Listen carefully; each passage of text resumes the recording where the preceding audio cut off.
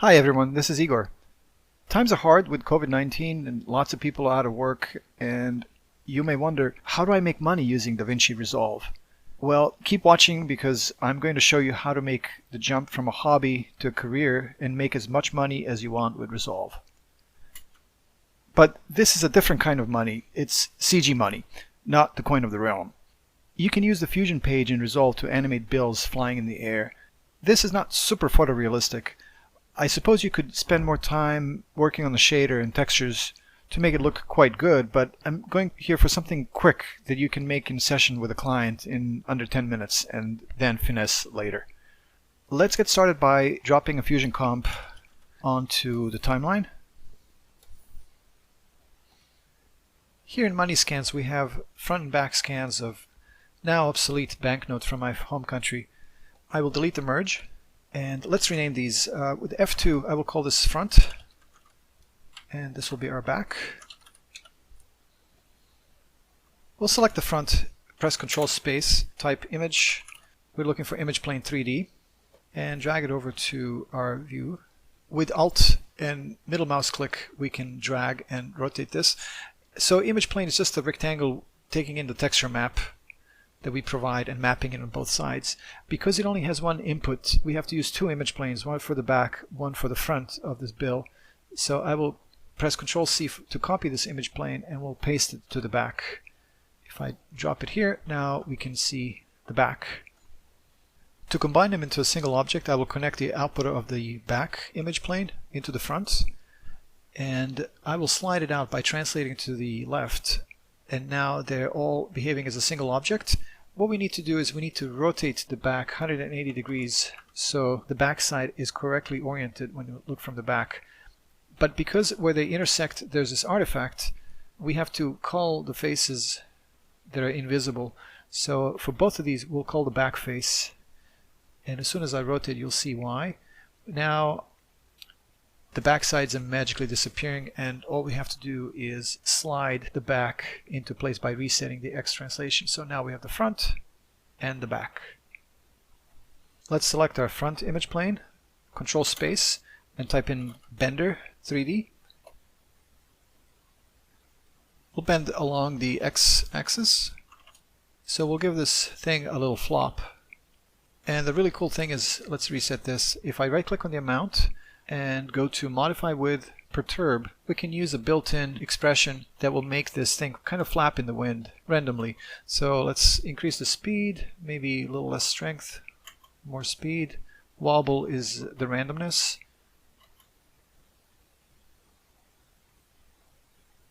Then I will do that again. Let's get another Bender 3D. We'll move this media out here.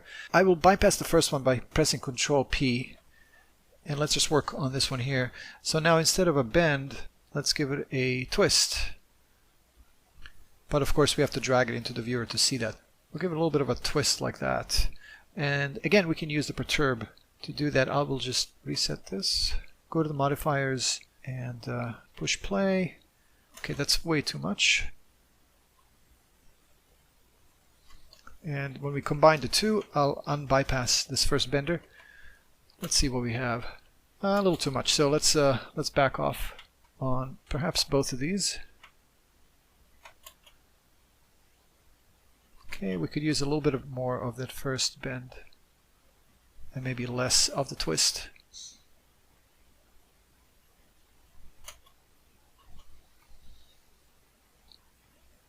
And let's say we like that. So now we're going to switch to something different. We'll use the particle system to create a random flock of these bills. Here's our particle emitter, and I will connect it to a particle render. Let's drop it here. If I push play, you can see how these particles are amassing inside of this sphere. The sphere is the shape of the area where the particles are created. I'm going to switch that to a rectangle, and I'll rotate that 90 degrees. On the first tab of the emitter, we'll give some velocity to these particles so they're not stuck to the rectangle. See, now they're being emitted away from that area, but we also need to give them an angle. We want the money to drop from top to bottom, right? So we'll set that to minus 90 degrees.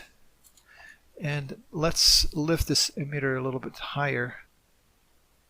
So now you can see the particles are falling down. Back to the first tab, we'll reduce the number to a pretty small number. Let's put it down to 1.5 for now. Push play. And the velocity is too high, so we want that to come out slower. So between the emitter and the render, I am going to put particle turbulence, which will sort of whip them up. You can already see how randomness is introduced there, but let's increase the strength X, Y, and Z. So this will just shuffle them in midair, make it more random. The Y, of course, will make the bills float back up, which is something we want, but we don't want too much of that because they're still pulled down by the gravity. There you go. Next up, we'll attach Replicate 3D to the particle renderer and feed the output of the bender into it. Let's drag it over here. So something's going on, but it's hard to tell because these bills are very large. So I'll go back to the image plane and scale it down. And the thing is starting to take shape, but we have more work to do. Temporarily, I will disconnect this, and instead, let's create a shape 3D, connect it to the Replicate 3D, and as a shape, we'll make it into a cube, and make it small. Unlock XYZ so we can edit individual sides. What I want is little elongated blocks to see how my particles are behaving in space. Right now, they're just kind of dropping like logs, but we want to rotate them as well. So we'll go back to the particle emitter, and down here under spin, give it a small spin on X, Y, and Z. So let's say 5 degrees on X, Z 5.2, that's fine, Y 10, let's try. I mean, this is completely random now, we'll see how that works. In the Replicate 3D, we have to align them, and now we're getting more of that. I will now disconnect the Shape 3D and reconnect the output of the bender to replace this with our bills. Let's switch it to a single viewer so we get a little more space here. So we're getting somewhere. Now you can see that the bending is exactly the same on all of these, and that's not what we want. So there's a setting in the Replicate 3D node called Time Offset. So if you set a little bit of offset, they're now at different phases of the bending, and that is great, except for it will slow down your system quite a bit. So I will wait until we're done to set that. I'm just going to go back to 0 for now and kind of live with the fact they're all bending the same way. Okay, now with Replicate 3D selected, let's create a Merge 3D, attach a camera to it, and a render node. I'll switch back to a double view, and we'll put our Merge 3D here and our render there. So the render is taking the output of the camera, so that this is what the camera is looking at. So if I select the camera and dolly it back and maybe down and tilt up, so we're looking at the money, I will get rid of the checkerboard by turning it off here. So just over black. And also, since we're here, if you press A on the keyboard, you can see the alpha channel of the money, so we can comp this over anything later on. So now I will select the Merge 3D and hit Control Space and bring in a couple of lights. I'll bring in the ambient light, which will give a even 360 degrees light to all of the scene. In the render, we have to say Enable Lighting. Then I will add a couple of directional lights. This one I'll call Sun because it will be shining from the top. And that light is right here. So let's aim it down. And sometimes it's helpful if you spin around and see which way that light is pointing. Let's reduce the intensity a little bit. And then I will create another directional light, which will be the bounce off the ground. And we'll rotate that up. F2, let's call it bounce. And decrease the intensity as well. The specular highlights on the bills are not very convincing. They look very shiny. And to see better, I'm going to, holding the middle click, zoom in a little bit into the display. So let's go back to the image plane for the front and the back and look at the shading tab right here. So we'll take down the intensity as well as the exponent on both of these to make a more diffuse surface. It should ideally be the same on both sides because it's the same material. So let's do 0.3 and 8 on both of these. Okay, now we'll zoom out and let's see if we want to tweak our lights a little bit. So that's our light that's bouncing off the ground, and this is the top light.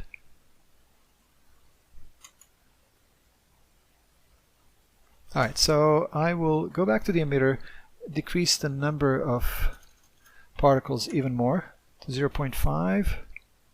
Let's push play and see if we like that. Then I will move the emitter even higher up so the money is coming from off screen.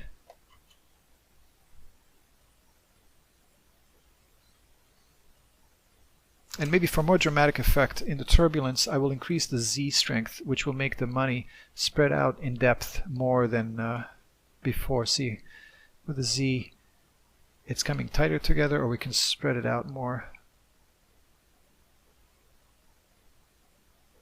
Now is the time to position the camera.